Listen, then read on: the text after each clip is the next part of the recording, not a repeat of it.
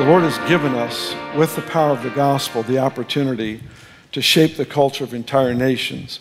And what I thought was a pipe dream not very many years ago, we are now starting to see evidence that the nature and culture of an entire nation that was hopelessly lost can be transformed to the point where it's actually referred to as a Christian nation.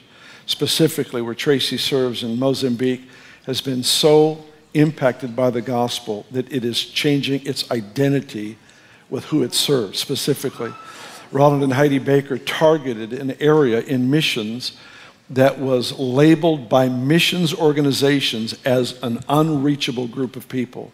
And now that area that was quote unquote unreachable is a Christian province. It is absolutely stunning. But it's because of the gospel of the kingdom, the message that goes forth that displays power, that displays the love, the compassion, the purity of God's nature, and the power of the gospel. And so we're seeing these things happen. But in this passage addresses one of the things that I kind of want to get started with, and I'm going to try to take a few minutes to kind of get my footing on this, because I want to talk to you about mission in general, just the mission of the church. This passage says, teach them all that I've taught you. One of the great mistakes that is made I don't know why, but especially in recent days, is, first of all, this part is true. The New Testament literally begins with the sacrifice of Jesus. It's the blood of Jesus that initiates the new covenant. Are you with me on that? That means then that the teachings of Jesus actually existed in the Old Testament. The problem is many people have taken the teachings of Jesus and have relegated them to the Old Testament just because they were given in the Old Testament. Still with me? It is wisdom to recognize what ended at the cross, what was transformed by the cross, redefined, and what was untouched by the cross. And there are all three areas that are in existence throughout the scriptures. Some things ended at the cross, animal sacrifice. Some things were transformed by the cross, the Sabbath. Went from a day of rest to a lifestyle of rest.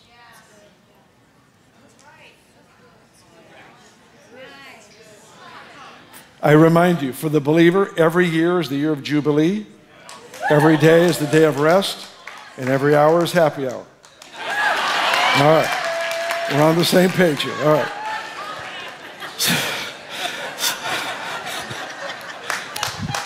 That felt good. That felt good. All right. So we've got what ended at the cross, animal sacrifice ended. All right. What was transformed? Sabbath, and a whole bunch of other things. What made it through the cross unscathed? One of the things that made it through the cross unscathed is Davidic worship. The worship style that David experienced was actually a prophetic example of New Testament Christianity. Prophesied by Amos 9, verified in Acts 15, saying this is it. It was untouched, untouched. Another thing that is untouched is the teachings of Jesus. It's so vital to understand, to know, to believe, to anchor into the teachings of Jesus that I believe it's in 1 John. John says, anyone who comes to you that does not embrace the teachings of Christ don't have anything to do with him. It was that critical.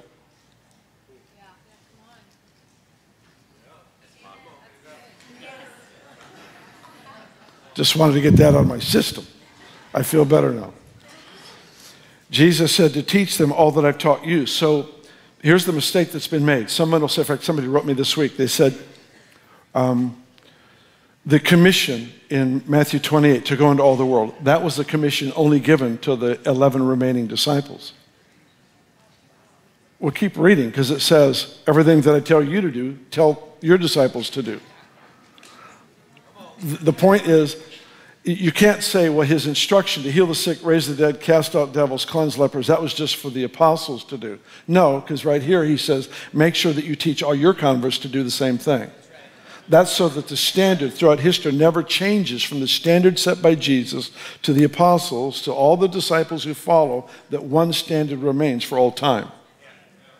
Because the standard has shifted for 2,000 years, we still have people groups on the planet that have never heard the name Jesus.